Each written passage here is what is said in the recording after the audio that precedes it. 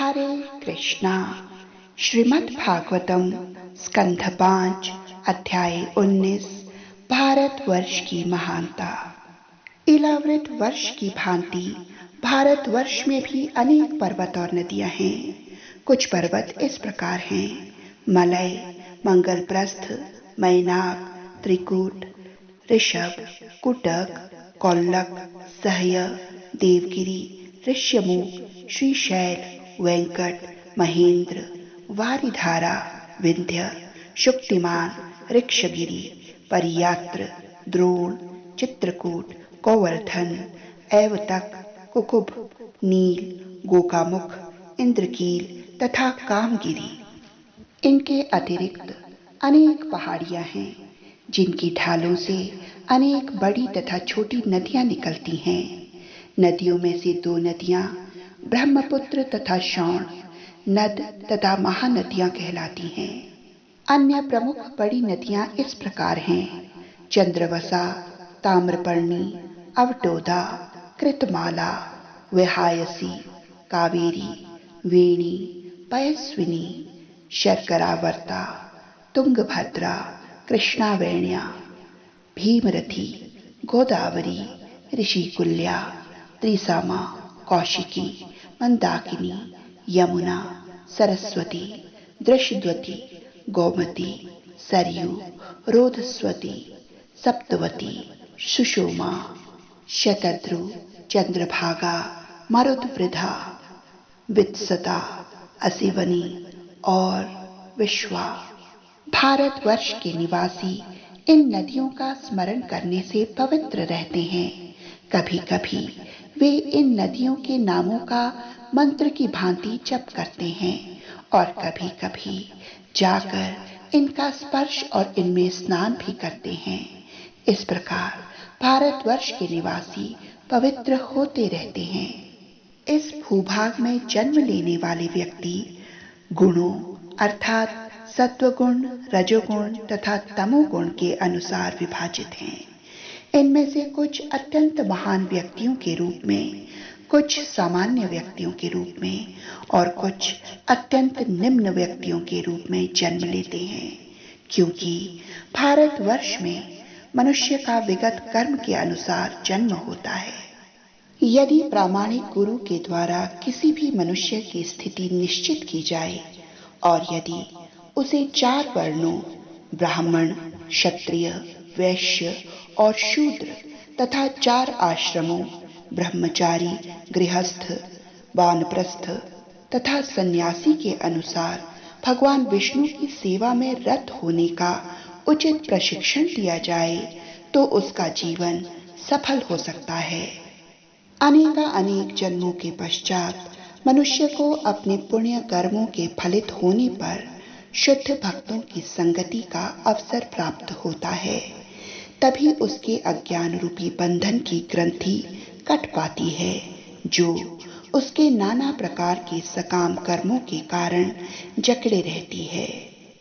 भक्तों की संगति के कारण मनुष्य धीरे धीरे ऐसे भगवान वासुदेव की सेवा संपन्न करने लगता है जो दिव्य हैं, भौतिक जगत के प्रति आसक्ति से मुक्त हैं, मन एवं वाणी से परे हैं और परम स्वतंत्र हैं। यही भक्ति योग अर्थात भगवान वासुदेव की भक्ति में सेवा ही मुक्ति का वास्तविक मार्ग है। चूंकि आत्म साक्षात्कार के लिए मनुष्य जीवन ही परम पद है, अतः स्वर्ग के सभी देवता इस प्रकार कहते हैं: इन मनुष्यों के लिए भारतवर्ष में जन्म लेना कितना अद्भुत है।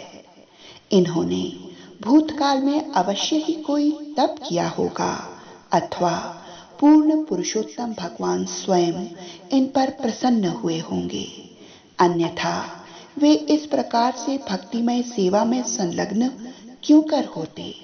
हम देवतागण भक्ति करने के लिए भारतवर्ष में मनुष्य जन्म धारण करने की मात्र लालसा कर सकते हैं, किंतु ये मनुष्य पूर्व से भक्ति करने में लगे हुए हैं। वैदिक यज्ञों के करने, तप करने, व्रत रखने और दान देने जैसे दुष्कर कार्यों के करने के पश्चात ही हमें स्वर्ग में निवास करने का ये पद प्राप्त हुआ है। किंतु हमारी इस सफलता का क्या महत्व है? यहाँ हम निश्चय ही भौतिक इंद्रिय तृप्ति में लगे हुए हैं। अतः भगवान नारायण के चरण कमलों का स्मरण तक नहीं कर पाते। अत्यधिक इंद्रिय तृप्ति के कारण हम उनके चरण कमलों को लगभग विस्मृत कर चुके हैं। ब्रह्मलोक में अरबों करोड़ों वर्षों की आयु प्राप्त करने की अपेक्षा भारतवर्ष में अल्पायु प्राप्त करना श्रेयस्कर है, क्योंकि ब्रह्मलोक को प्राप्त कर लेने के बाद भी बारंबार जन्म तथा मरण के चक्र में पड़ना होता है। यद्यपि मर्त्य लोक के अंतर्गत भारतवर्ष में जीवन अत्यंत अल्प है, किंतु यहाँ का निवासी पूर्ण कृष्ण भक्ति तक पहुंच सकता है और श्री भगवान के चरण कमलों में अर्पित होकर इस लघु जीवन में भी परम सिद्धि प्राप्त कर सकता है। इस प्रकार उसे वैकुंठ लोक प्राप्त होता है, जहां ना तो चिंता है, ना भौतिक शरीर और ना पुनर्जन्म। जहां श्री भगवान की कथा रूपी विशुद्ध गंगा प्रवाहित नहीं होती और जहां पवित्रता की ऐसी नदी के तट पर सेवा में तल्लीन भक्तजन नहीं रहते, अथवा श्री भगवान को प्रसन्न करने के लिए जहां संकीर्तन यज्ञ के उत्सव नहीं मनाए जाते, ऐसे स्थान में बुद्धिमान पुरुष रुचि नहीं लेता। भक्ति में सेवा संपन्न करने के लिए भारतवर्ष में उपयुक्त क्षेत्र तथा परिस्थितियां उपलब्ध हैं। भक्ति से मनुष्य ज्ञान और कर्म के फलों से मुक्त हो सकता है।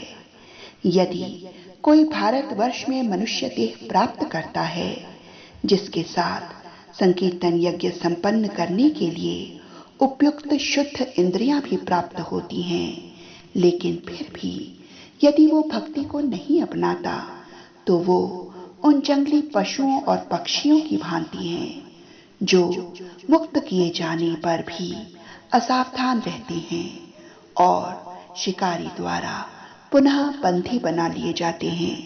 भारतवर्ष में परमेश्वर द्वारा नियुक्त विभिन्न अधिकारी स्वरूप देवताओं यथा इंद्र, चंद्र तथा सूर्य के अनेक उपासक हैं, जिन सभी की पृथक पृथक विधियों से पूजा की जाती है। उपासक इन देवताओं को परम पूर्ण परमेश्वर का अंश मानते हुए अपनी आहुतियां अर्पण करते हैं। फलतः पूर्ण पुरुषोत्तम भगवान इन भेंटों को स्वीकार करते हैं और क्रमशः इन उपासकों की कामनाओं और आकांक्षाओं को पूरा करके उन्हें शुद्ध भक्ति पद तक ऊपर उठा देते हैं। चूंकि श्री भगवान पूर्ण हैं, अतः वे उनको मनोवांछित फल देते हैं, चाहे उपासक उनके दिव्य शरीर के किसी एक अंश की पूजा क्यों न करते हों। पूर्ण पुरुषोत्तम भगवान उस भक्त की भौतिक कामनाओं की पूर्ति करते हैं जो सकाम भाव से उनके पास जाता है, किंतु वे भक्त को ऐसा वर नहीं देते जिससे वो अधिकाधिक वर मांगता रहे। फिर भी श्री भगवान प्रसन्नता पूर्वक ऐसे भक्त को अपने चरण कमलों में शरण देते हैं, भले ही वो इसकी आकांक्षा न करे और शरणागत होने पर उसकी समस्त इच्छाएं पूरी हो जाती हैं। ये पूर्ण पुरुषोत्तम भगवान की विशेष अनुकंपा है। यज्ञ, पुण्य कर्म, अनुष्ठान तथा वेदाध्ययन करते रहने के कारण स्वरूप हम स्वर्ग लोक में वास करते रहे हैं, किंतु एक दिन ऐसा आएगा जब हमारा भी अंत हो जाएगा। हमारी प्रार्थना है कि उस समय तक यदि हमारे एक भी पुण्य शेष रहे, तो हम मनुष्य रूप में श्री भगवान के चरण कमलों का स्मरण करने के लिए भारतवर्ष में जन्म लें। श्री भगवान इतने दयालु हैं कि वे स्वयं भारतवर्ष में आते हैं और यहाँ के निवासियों को सौभाग्य प्रदान करते हैं। हरे कृष्णा। इस प्रकार श्रीमद् भागवतम में स्कंध 5 में अध्याय 19 में वर्णित भारतवर्ष की महानता से संबंधित श्लोक पूर्ण हुए। हरे कृष्णा हरे कृष्णा कृष्ण कृष्ण हरे हरे, हरे राम राम राम हरे हरे।